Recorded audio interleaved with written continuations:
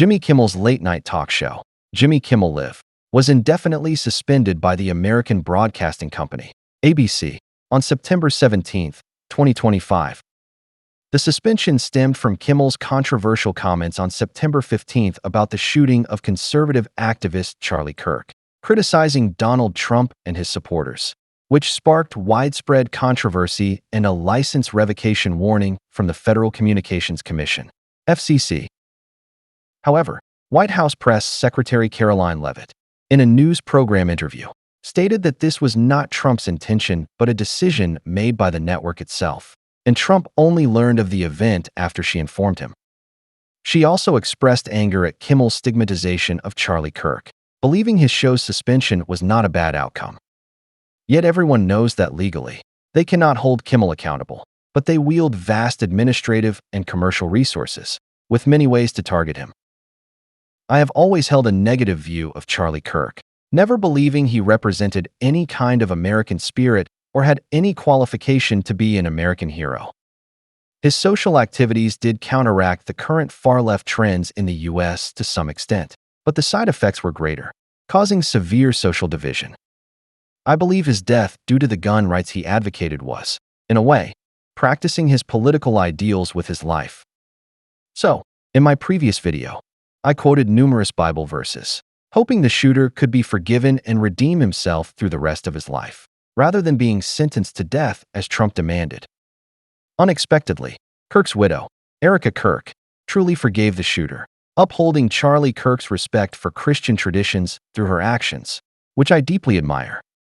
Coincidentally, she quoted the same Bible verse in her speech as I did in my video. "Father, forgive them, for they do not know what they are doing." May Charlie Kirk's family find peace, and may he rest in peace. I hope American society can heed the calls of the deceased family, stop using this event to fight each other, mend divisions, and reunite. Therefore, the shooter should be forgiven but must serve a sentence to reform himself. The American far-right should stop targeting the left, let Kimmel go, and allow his show to resume. This does not mean I see Kimmel as a defender of free speech or racial equality. His show once featured shameful behavior when a child suggested killing all Chinese people to avoid repaying the massive debt owed to China. Kimmel responded that it was an interesting idea. Yes, Jimmy Kimmel is such a person, no more noble than Charlie Kirk, and he has no right to criticize Kirk. His show's suspension is entirely self-inflicted.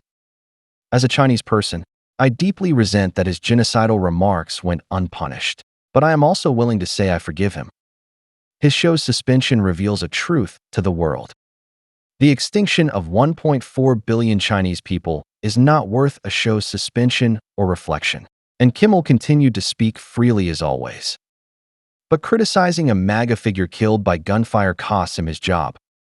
This is the value of Chinese people in American minds, and most countries fare even worse than China.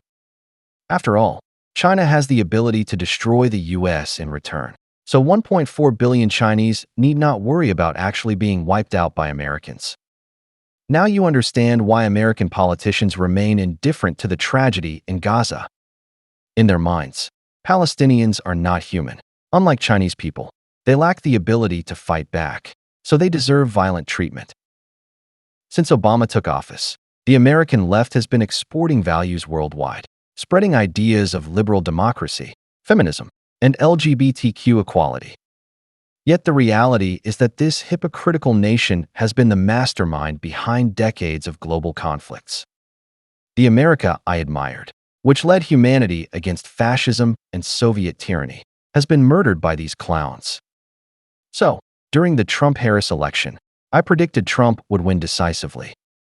He represents the right's rebalancing against the hypocritical far left. But this antidote is toxic, and if the dosage is not controlled, the U.S. will fall into severe social division and unrestrained infighting. Now, it seems this has truly happened.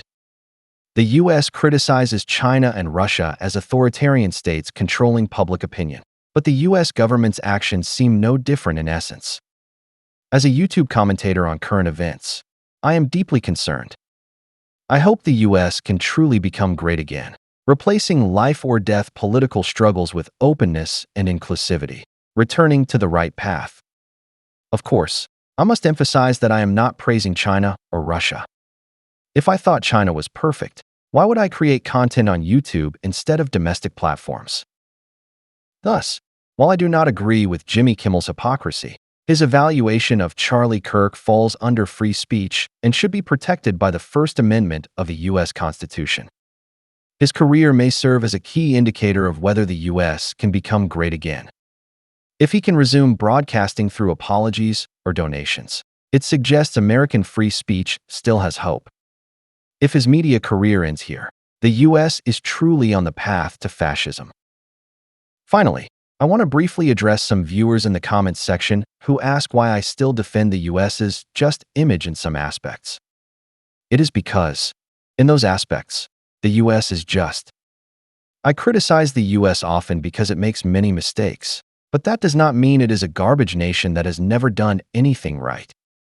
Let me ask you, if the US is so terrible, why do you use YouTube instead of downloading a VPN to access China's internet? I cannot earn money on US platforms while hoping for its collapse. I am not that schizophrenic. I have never claimed to be great. I just do what benefits me while trying not to harm others. I repeatedly criticized Charlie Kirk in my videos because he was extreme, and I refused to become like him. Even so, I acknowledged his many merits. His widow's ability to forgive the shooter shows that, in his private life, he was not an extreme villain, or his family would not have such a forgiving spirit. So, stop leaving comments telling me how to behave. You should first examine your own black and white personality flaws, which, trust me, will benefit you.